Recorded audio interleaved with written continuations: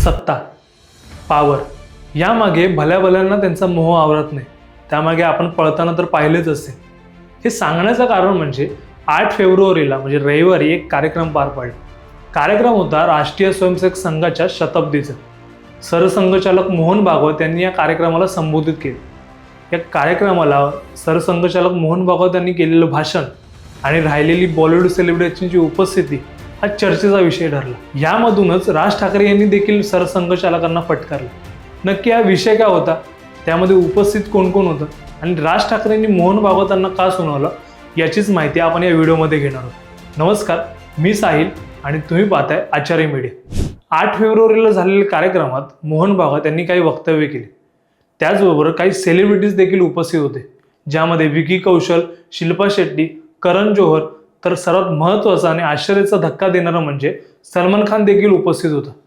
शिल्पा शेट्टी असं म्हणाले की RSSने आम्हाला इन्स्पायर केलं, आम्हाला इन्स्पायर करत आले.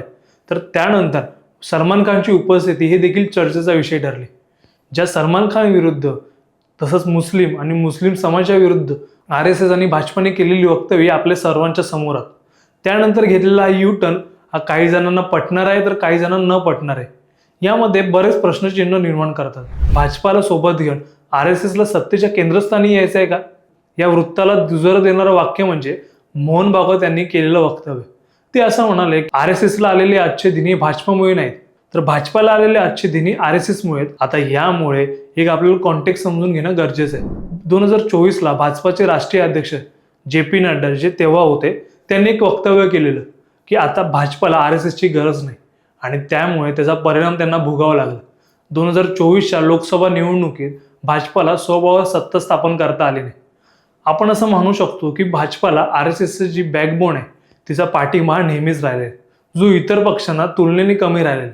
म्हणजे जर आपण बघितलं तर जे समाजवादी होते त्यांना राष्ट्रीय सेवा दल, शिवसेनेचं जर उदाहरण केलं तर शाखा हा त्यांचा प्रमुख घटक राहिले. तसंच जर भाजपाच्या बाबतीत विचार करायला गेलं तर RSSचा पाठिंबा, त्यांचे कार्यकर्ते हे महत्त्वाचे घटक राहिले. आणि त्याचा परिणाम काय होतो, जर RSSच्या कार्यकर्त्यांनी कामं केलं नाहीत तर त्यांनी लोकसभेत आणि काही अंशी विधानसभेत देखील पाहिले. त्यानंतर जेव्हा आपण बघितलं तर सलमान खानची उपस्थिती आणि बॉलिवूड सेलिब्रिटींचे एकूणच वक्तव्य यावरून पण चर्चा होताना दिसत. आता RSSचे जे सरसंघचालक आहे मोहन भागवत यांनी तेव्हा असंही म्हटलं की आधीही सेलिब्रिटीजना आमंत्रित केलं जायचं, तेव्हा ते यायचे नाही.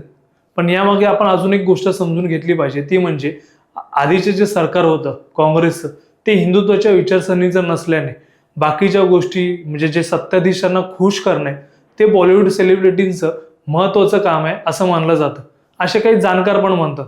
आणि त्यासाठी मराठीत एक म्हण आहे की असतील शिते तर जमतील भूते. म्हणजे जिथे सत्ताधीश त्या विचारसरणीचे असतील त्या विचारसरणीचं आपण होऊन जायचं. मग कोणाला माझे वडील शाखेतच होते, मी शाखेत लहानपणी जायचो आणि मला तिथूनच शिस्त लागली असं वक्तव्य येतात, तर कोणी जाऊन स्वतः कार्यक्रमाला उपस्थित राहतं. आता यावरूनच देशाच्या स्वातंत्र्य लढ्यात RSSचं योगदान काय, त्यानंतर केलेल्या कामात RSSनी काय केलं, असे अनेक प्रश्नचिन्ह उपस्थित होतात. त्यामध्ये मोहन भागवत यांनी केलेलं वक्तव्य अजून चर्चेचा विषय ठरला. मोहन भागवत यांनी आपल्या भाषेसाठी, आपल्या अस्मितेसाठी लढणं म्हणजे एक आजार आहे असं केलेलं वक्तव्य. त्याविरुद्ध Xवर पोस्ट करत राज ठाकरेंनी त्यांना सुनावलं, आमच्या भाषेसाठी, अस्मितेसाठी लढणं जर हा आजार असेल तो आजार आम्हाला आहेच आणि त्यामध्ये आम्ही अस्मितेसाठी, आमच्या भाषेसाठी आणि राज्यासाठी लढत राहणार असं राज ठाकरेंनी त्यांना सुनावलं. यावरून RSSच्या भूमिकेवर आणि मोहन भागवत यांच्यावर प्रश्नचिन्ह उपस्थित राहिले. यामध्ये विविध टीका तसंच काही ठिकाणी कौतुक होताना सुद्धा दिसतंय. याबद्दल तुम्हाला काय वाटतं? RSSचं महत्त्व आणि RSSचं देशात असलेलं एकूणच कामकाज याबद्दल तुमची काय मत आहे ते आम्हाला कमेंट करून नक्की सांगा.